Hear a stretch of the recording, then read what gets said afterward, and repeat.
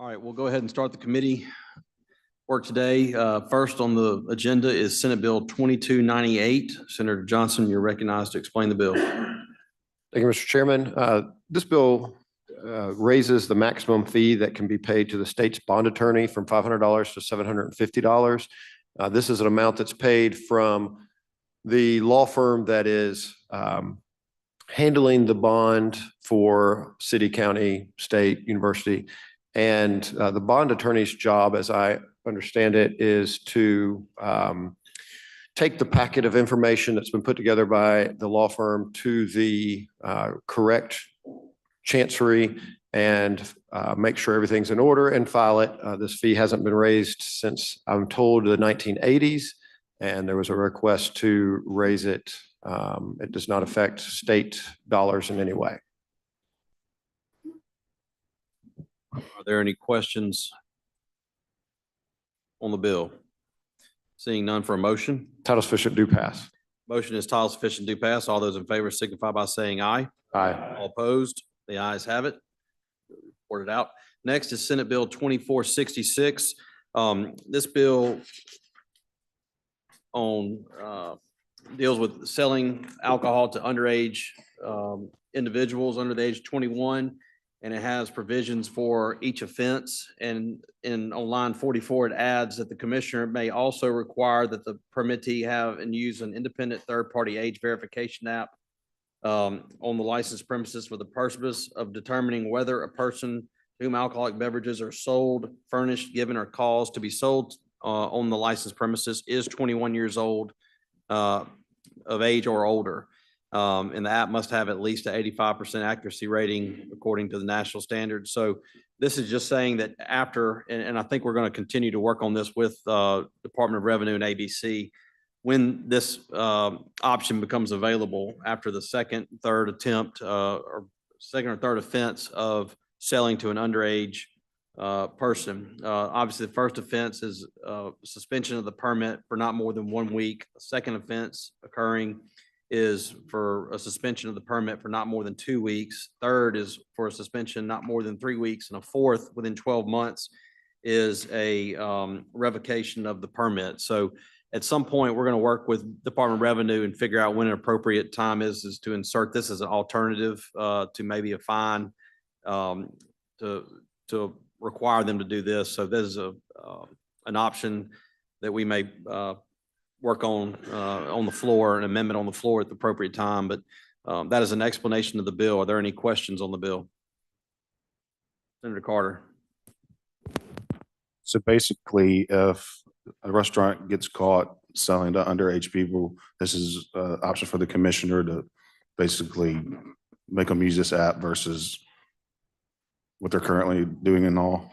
Correct. It would just require them to use this app if they get found guilty of doing this. And the question is whether or not to make it, to do it after the third attempt, before the fourth for a revocation, or after a second tip, make it optional. That's what we're going to discuss with ABC to see if they have any recommendations. Thank you, Try Mr. to get Chairman. people to comply with the law.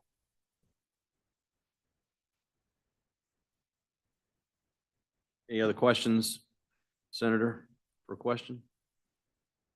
Blackman, you recognize for a question. Thank you, Mr. Chairman. So just for clarity, this is just inserting it in here as an option, because like it's reading as it might not come in until the fourth. So it's just inserting it so it can be discussed further to decide where it would fit in here. Correct. We're going to discuss with Department of Revenue and ABC and see where this may be more appropriate to insert this option for a permittee and get kind of their feedback. We haven't had enough time to discuss with them yet, so we're going to continue to work on it. But it may seem like an option that somebody may want to use instead of having a revocation of their permit or some other measure. Thank you, Mr. Chairman. All right. Any other questions? Seeing none for a motion. Motion is title sufficient, do pass. All those in favor. Oh, I'm sorry. Who? Then you had a question? Okay. You recognize, Senator.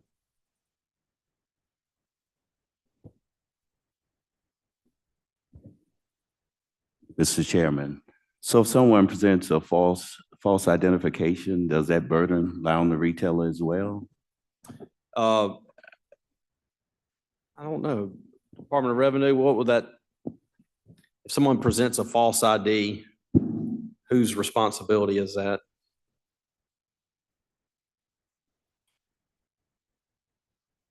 I'm still falls on the retailer. Always falls on the retailer, I'm being told. So. All right. Seeing no further questions, Senator Jordan for a question. Thank you, Mr. Chairman. The bottom line is we're increasing the penalty. That's what I'm primarily concerned about. Well, it's giving an option for someone that they could use this app to help assist them in verifying age when on a property that sells alcohol, to make sure to help verify that the recipient is of age to be purchasing alcohol. Thank you, sir. Appreciate it. Thank you. Any other questions? Seeing none for a motion? Motion is title sufficient to pass. All those in favor say aye. All opposed? The ayes have it. I'll be reported out. Next is Senate Bill 2492. Senator Branning is recognized to explain the bill. Thank you, Mr. Chairman. The purpose of this bill is simply to amend language that deals with the use tax to allow cities and counties to use their use tax funds for equipment and repairs and maintenance of transportation and utility infrastructure. You will see the changes on lines 32 through 34.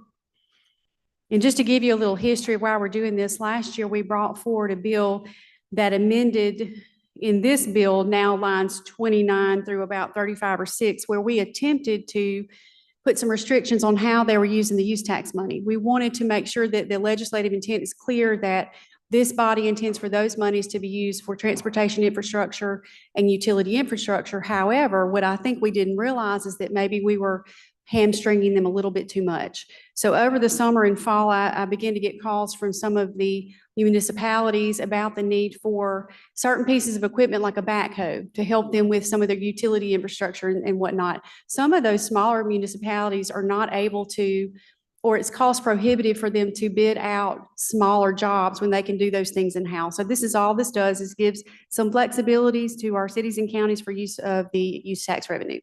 Happy to answer any questions. All right, any questions on the bill? Seeing none for a motion? Motion is title sufficient to pass. All those in favor signify by saying aye. All opposed? The ayes have it. Thank you, Senator. Next is Senate Bill 2849. Senator Barrett, you're recognized. Thank you, Mr. Chairman. Senate Bill 2849 is essentially it's a bill that would require titling of ATVs and UTVs. As many of you know, lots of ATVs and UTVs are now upwards of $30,000. In my district, I have a Polaris dealership, a Honda dealership, a Can-Am dealership. Those are all separate entities, and because of my geographic positioning in Southwest Mississippi, because these aren't required to be titled now, individuals can drive to Louisiana and purchase a ATV or UTV and save their sales tax. The financing company, which they may choose, if there is no title law, they don't have to coordinate with the local tax assessor's office or get Mississippi's taxes. So they can usurp and do away with paying of the taxes. That's similar in Senator Younger's district, I think, around Alabama, and probably similar in North Mississippi, where people can go to Tennessee and do the same.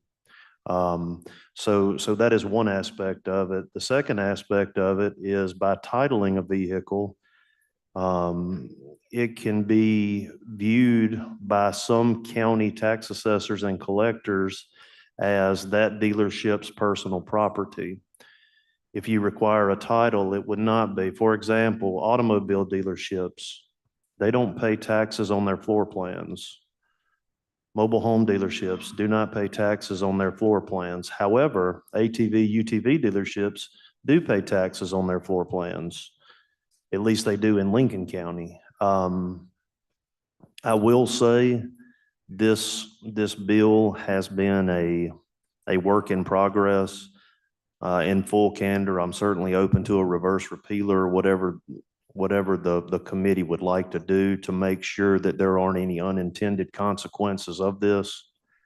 But I do think when purchasing a $30 or $40 or $50,000 motorized vehicle, that it would be prudent to have it titled. So when you sell from one person to another, there is actually a chain of title. Because quite frankly, there are ATVs and UTVs being sold every day that are worth more than some of the vehicles that we drive. So that's an explanation of the bill, Mr. Chairman. I'm certainly open to all questions, but again, I think this is a work in progress, and I do want to make sure there are no unintended consequences. All right, we do, this is a committee sub, so we do need to adopt the committee sub, and there is a reverse repealer in the committee sub. So are there any questions on adopting the committee sub? Seeing none, all those in favor say aye. Aye. All opposed? Ayes have it. All right. Are there any other questions on the bill? Seeing none, for a motion? Out of sufficient due pass. So, Motion is title sufficient to pass committee sub. All those in favor signify by saying aye. aye. All opposed? The ayes have it. Next is Senate Bill 2853. Senator Johnson, you are recognized to explain. Thank you, Mr. Chairman. Senate Bill 2853 would set up a corporation called the Alcoholic Beverage Corporation. It's modeled after the Lottery Corporation. The intent is to run alcohol beverage control through this corporation, however, leaving enforcement and permitting with ABC. We are continuing to work on this with DOR to ensure that we do it in a way that does not cause shock to the new corporation and doing it all at once. We want to phase it in over a couple of years, make the final transfer when the new warehouse is completed. And in addition, we also want to make sure that we have language specifically letting anybody who is contracting with the state know that we will be honoring any contracts that we have entered into. So we have a few things to work on, but that's the gist of what the bill does. There's a reverse repealer in it, and field any questions. All right, first we need to adopt a committee sub, and it does have a reverse repealer in it. Yes. So there are no questions. We'll move on to adopting this committee sub. First, all those in favor signify by saying aye. Aye. All opposed? The ayes have it. Senator Bryan for a question. Mr. Chairman, I understand these employees would not be members of the retirement system. That's correct. Well, Mr. Chairman, once again, we're dealing with a situation where the legislature is taking an action which has a negative effect on the retirement system. Because when you remove those individuals or that payroll, and it's not merely the individuals that are there, it's that dollar amount of the payroll that's no longer in the system, then the unfunded liability has a smaller payroll to be spread over, which increases the percentage that must be levied against the payroll. And I see on the agenda, there's another bill where the legislature had, and under this will, I guess, might alleviate the problem of allowing people not to participate in the retirement system, but go off in some other retirement system. And when they do that, once again, apart from the quirk in the law now that gives them a bonus for doing it, it also takes money out of the retirement system. It reduces the payroll to spread the unfunded liability over. And then we have another bill pending in the Education Committee, which is going to do something, I'm not sure I can figure out what, dealing with retirement. And I've been here a good while, and we keep doing this, that, and the other thing for the retirement system, and we do it while we're down here in session without fully understanding the implications of it. And then when the chickens come home to roost, we get really, really mad at the members of the board for following both the laws that we pass and the laws of mathematics. So I think it would be better to continue to have these individuals be members of the state retirement system and members of the state health plan. And so that's my story, and I'm sticking with it. Thank you, Senator. Are there any other questions? Senator Fillingham for a question. Thank you, Mr. Chairman. I was just curious, Senator Johnson, if you could give us an update on where we stand on this new warehouse that I think we've provided funds for and authorization for several sessions ago. It seems to me that for some reason it appears to be dragging. I was just curious if there were explanations for that. I believe that in the bill, we did require that the new operator have input on the building. The idea was that we didn't build a building that was essentially building a shoe and then telling them to fit inside the shoe. We wanted feedback from experts in the industry that would likely be running the warehouse. And so that, of course, took time for us to first award a contract to Ruan, who is now running as the operator of the warehouse.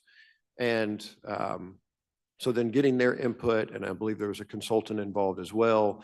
I think they've recently, like at the end of the year of last year, got to a point where they decided on a size of a building and what kind of equipment they would put in it.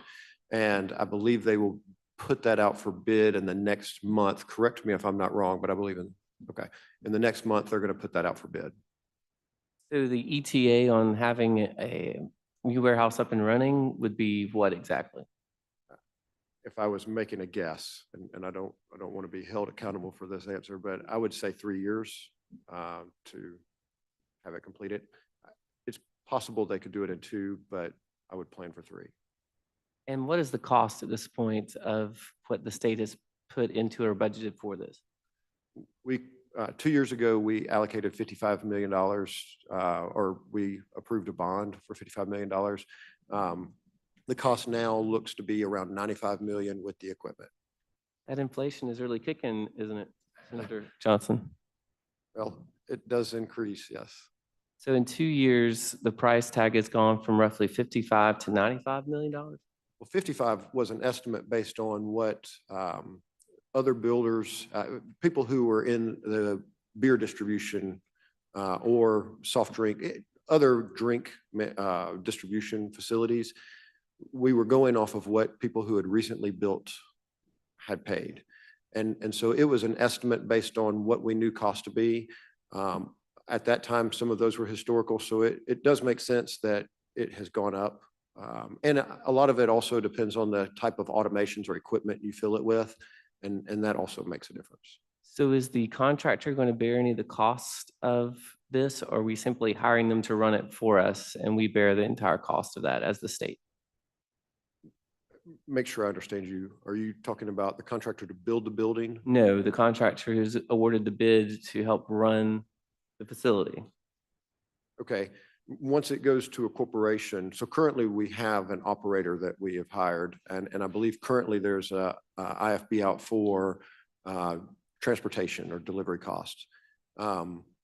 Those costs are currently built into a per case, on a per case basis by the state with them.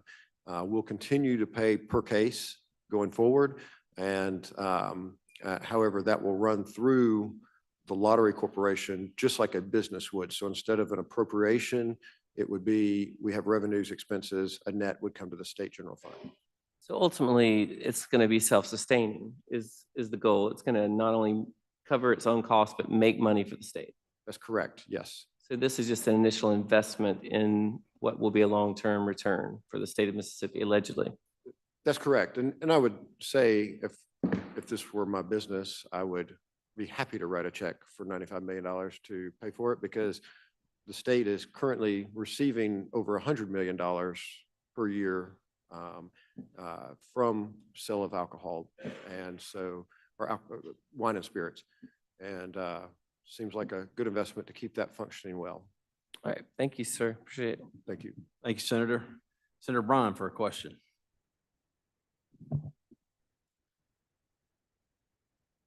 It seems to me there ought to be some way for manufacturers to ship products directly to the individual liquor stores, and the state still have the ability to collect its share of the proceeds. It just is, I understand all the whiskey in the state comes to this warehouse and then goes from this warehouse to the various liquor stores. Have I got that? Is that the way that works? I don't know that I can correctly speak to all the details. However, there is a certain buying power that the state has because of the volume that we purchase that gets us a lower price and a priority. I think that what happens in some states that ship directly to a spirit store, package store, is that they work through a conglomerate vendor. So there's certain vendors that have contracts with different manufacturers and they work through them to get product. One of the issues that, and I believe that is probably a great way to operate. However, one of the issues that we have in Mississippi is that we have had people working at roughly 700 package store permittees in the state. The vast majority of those are Mississippians that are sole proprietors in that business because we limit them to one permit. And they have been operating these businesses under the way that we do things for as long as they've had that business. And if we were going to make changes to that business model, I think that we need to be very cautious in how we approach it to ensure that we don't pull the rug out from under Mississippians who are small business owners in our state overnight. Well, it just seems to me if the state were going to buy 1,000 cases of bourbon, that instead of having the bourbon all delivered to this one location, the state could have the bourbon delivered to various liquor stores around the state direct from the distillery. And that would be more economical than having all the bourbon shipped to one location close to Jackson and then sent back. Am I missing something? No, and in fact, you're making an argument that I think I would normally make, and I would expect the opposite. So, Let me tell me more about these arguments that you normally make. What I'd like to do, You though, make normal. I believe that I would like to get more information to you Okay. about the shipping that comes to the state and out, and how that may vary if it went directly to. And I'm happy to work on that. If there's a change that we can make to make things more efficient, I'm always in favor of doing that. Well, Mr. Chairman, I appreciate the committee's time. I don't want to belabor the point, but it just seems to me that we're spending an awful lot of money on a warehouse. And if at least a portion of the liquor could be shipped directly under some situation, it would save transportation costs and also allow us to have a smaller warehouse. But I'm confident there are people that know more about this than I. Thank you, Senator. Any other questions? Senator Johnson. Motion right. is title sufficient, do pass committee sub. All right, motion is title sufficient, do pass committee sub. All those in favor signify by saying aye. All opposed? The ayes have it. Next, we're going to go to a bill that was left off the agenda accidentally. It is Senate Bill 2830, and I think copies are being handed out currently. I'll give you a second to let a copy get handed out to you. I'm going to recognize Senator Parker to explain the bill.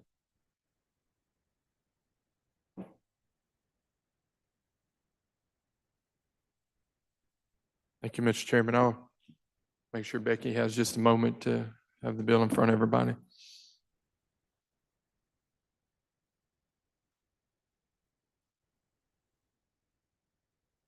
As many of you recall, a couple of years ago or so, we passed Inflex, which according to MDA has been a game changer for them. They've been able to award and seek new projects and different changes as far as business expansion using this model pretty frequently. They do have a couple of technical changes that they request to Inflex that are pretty straightforward that I've had a chance to review. So if you will look at lines 192 and then also in lines 223 through 225, the bill as we passed a couple of years ago had a provision that said that include the words and or in the definition of a qualified economic development project. This created a little bit of uncertainty on MDA as to whether or not they should use and or, and so we're clarifying that and just making this term, we're amending this to say a qualified business or industry definition to include meeting the job requirement and to clarify this discrepancy. It just gives them a little more flexibility in that understanding. Line 363 changes reporting from being monthly to quarterly to make things a little bit more efficient. And then in line 576, there was an error where the paragraph clearly references the Department of Employment Security, but then made a reference in the stricken part to Department of Revenue. It just changes where it erroneously had Department of Revenue back to the correct language of Department of Employment Security. Again, these are what I would call kind of technical errors. I appreciate the chair's indulgence to have me speak about these small tweaks to the Inflex statute. You heard an explanation of the bill. Are there any questions?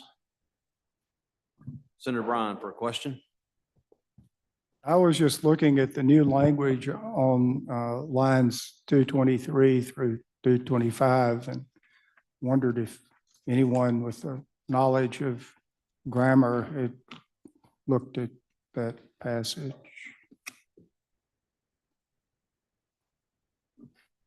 So the new language would be, so if you look on 223 where you have the three asterisks there, it strikes the words a qualified. That's the only part that comes out right there. And it says, which makes or causes to be made the minimum qualified investment in and or satisfies or causes to be satisfied the minimum job creation for a qualified economic development project. I will side with you, Senator Bryan, and say that that is not my language. That comes directly from MDA. I will share, I think, your concern and my concern that we be sure that that's a transparent read. So I know PJ's in here. I don't know if anybody else from MDA might have clarification. If not, I will be glad to send that message to them for you. I would just say, Mr. Chairman, it looks to me like that object is a mighty long way from its preposition. And this has all the earmarks. This has all the earmarks of a sentence that was written by a lawyer. But maybe we can meet with the folks over at MDA and ask them if they're relying on lawyers or grammarians. I will ask them if they can have a non-lawyer put some wording together for us. All right, PJ, I see you. Is there any comment y'all have, or y'all want to look at it and see?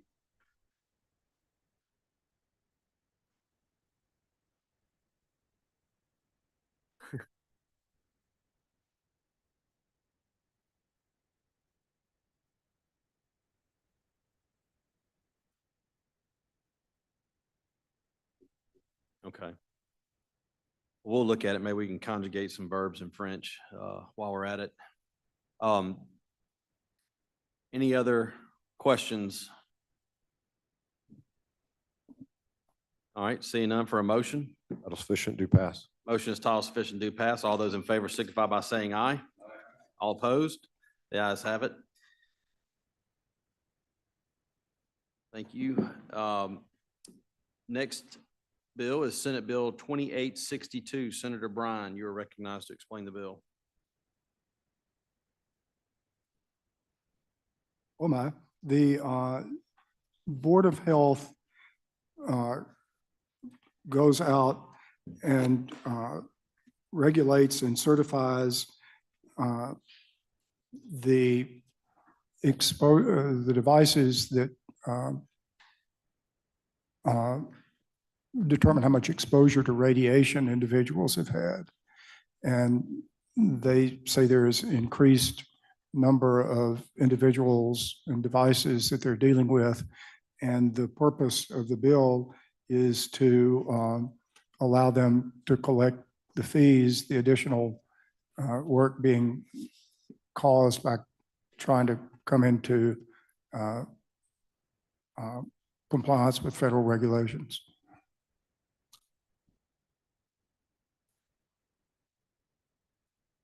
Are there any questions?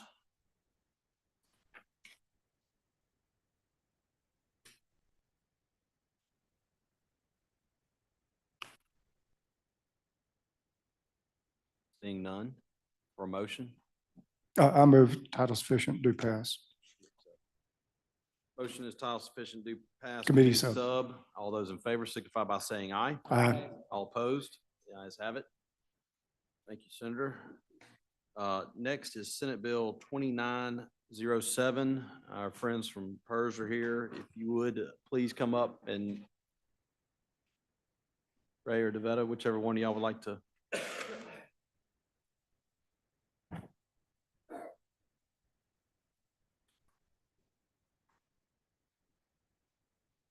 Thank you for being here today. If you would, please explain the bill. Sure. Thank you, Mr. Chairman, members of the committee, and thank you, Chairman, for bringing this forward. This bill has to do with our ORP program. ORP stands for the Optional Retirement Plan. This is a program, a defined contribution program that only applies to faculty and administrative positions within the institutions of higher learning. And when the program was created years ago, the contribution rates were tied to the PERS contribution rates. And as you know, over time, the PERS employer contribution rate has risen. So with that, so has the amount that has gone into the participant's account. And so what this bill proposes to do is to change that moving forward, where more would come toward the PERS unfunded, which is driving the rate increase. But it does so in a way where it wouldn't take away from existing participants. So what this bill would do would freeze the amount that existing participants currently receive in their individual account, and then create a new ORP tier in 2025 to where it would be a 9% contribution to match their employee or member participant contribution, and the remainder would come to the PERS unfunded. Those are the primary purposes of the bill. While we have the sections open on the latter pages of the bill, we also wanted to make a small administrative change in the law. When it was created years ago, it required a minimum of 3 vendors, if you will, 3 third-party administrators. We would like to remove that, so we'd have the option to maybe through time go out and consider a different bid and maybe consolidate that down to improve efficiency and save costs that we could pass on to the participants. That's a high-level summary of the bill. I'd be happy to try to answer any questions. And we also have our internal counsel here as well. Okay. Are there any questions? Senator Boyd for question. Yes, can you tell me what the response has been from the universities in regards to this? We've definitely spoken with them. We've talked with them and kept them involved along the way. We've talked with them. I don't know if they have an official position on it. I definitely don't want to speak for them, but my understanding or suspicion is they're probably neutral, but they're informed and we've talked with them, but I don't want to speak for them. Can you tell me what their concerns were? None were really expressed that I recall. I will add one more thing to my answer, though, is we do have the PERS board has one member on the board that is elected by the institutions of higher learning, and they're in support of the concept and voted in favor of it. But no concerns were expressed to me really at the time. Mr. Chairman, at the appropriate time, I'd like to offer an amendment. Okay. I'll recognize you at the appropriate time. Any other questions? Senator Sparks for a question. Thank you, Mr. Chairman. I want to make sure I'm understanding what's going on here. We're referring to IHL institutions only, and you reference faculty and administration. Does that include coaches? It does, and it can, and it does, yes. It does, or it can? It does. Okay. What else does it include? If you would, let me ask Ms. DeVetta Lee to come up, who works more familiar, or is more familiar with this program, but it's designated administrator and faculty.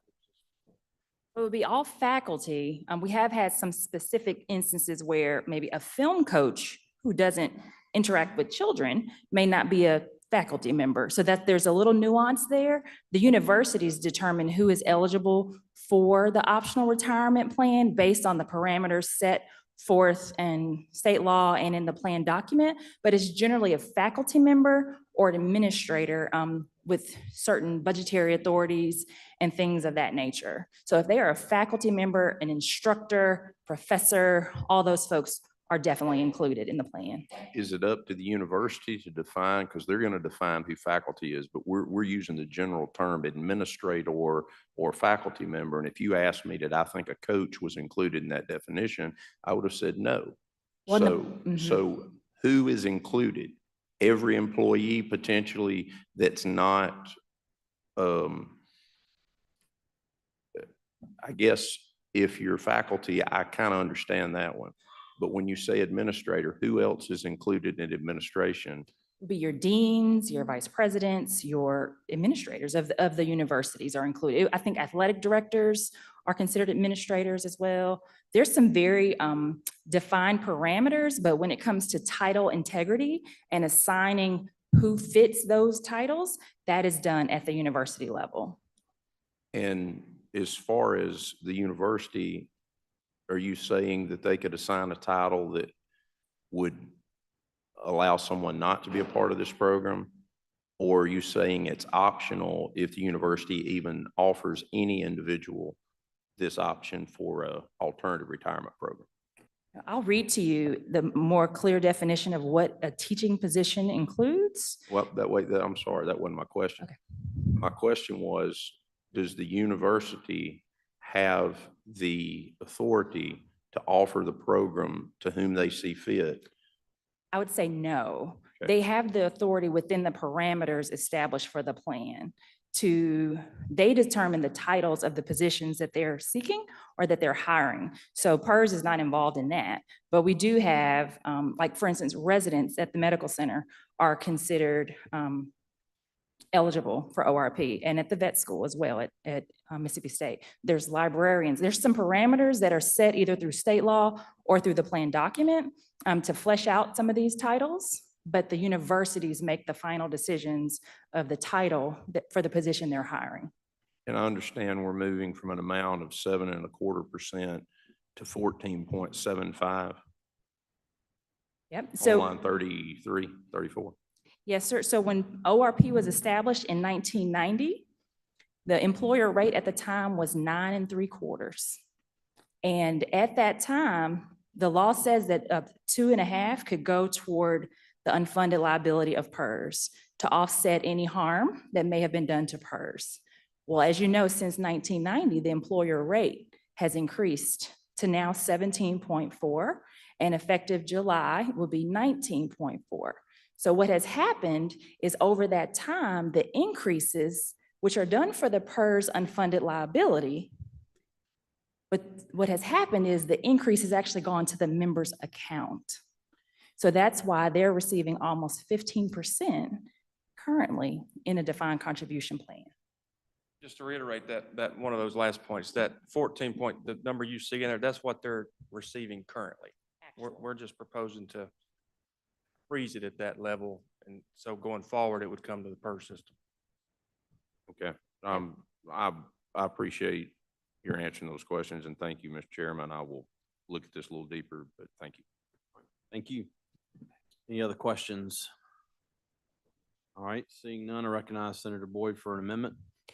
Mr. Chairman, I'd like to offer a reverse repealer. I'm getting conflicting information from the universities and colleges, and I'd just like to make a motion for reverse repealer be added to this. Okay, you heard the amendment. Are there any questions on the amendment?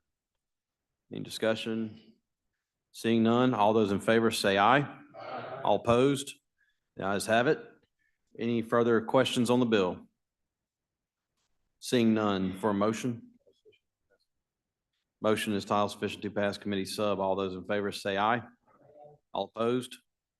The ayes have it. That bill will be reported out. Thank you. Thank you. Our last bill is Senate Bill 2886. Senator Boyd, you're recognized to explain the bill.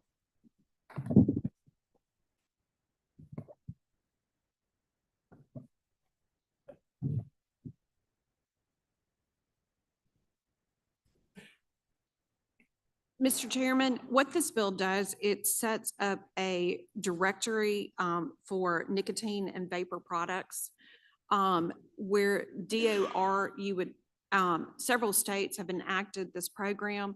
The problem is right now, we have products that are coming into this country that are not being sold, that are not legal products that are being sold in this country. They're illegally coming through the FDA. They are not legal through the FDA. And so this sets up a process with DOR where you can register the vaping product.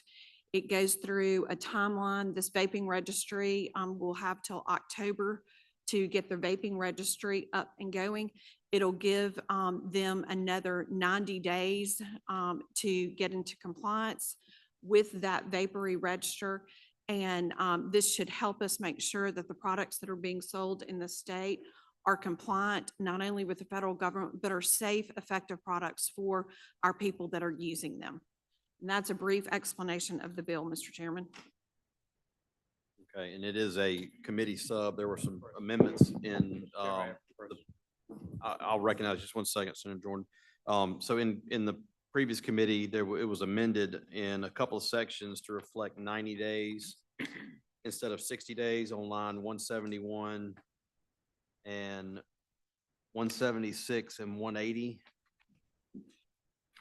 So that was so we are on a committee sub right now. Senator Jordan for a question. Yes, sir. Maybe I could have said it right to her. She's right across the front of me, but I want clarification. As what this does is it increases the protection of the people who serve, but adds up now you got stuff coming from all over the world that is not safe. So this one cleans that up and make it safe. Yes, sir, Senator Jordan. As I mentioned earlier I think I mentioned earlier in the committee, this bill actually protects our mom and pops that are out there because they'll be able to go to this registry and make sure that the products that they have are pure products, that they're not contaminated with anything. This bill is actually supported by the Convenience Store Association. They were here earlier in the public health meeting, I think. But they are actually very supportive of this because this makes it a place where their owners and managers can go and know that these products are safe to sell in the state.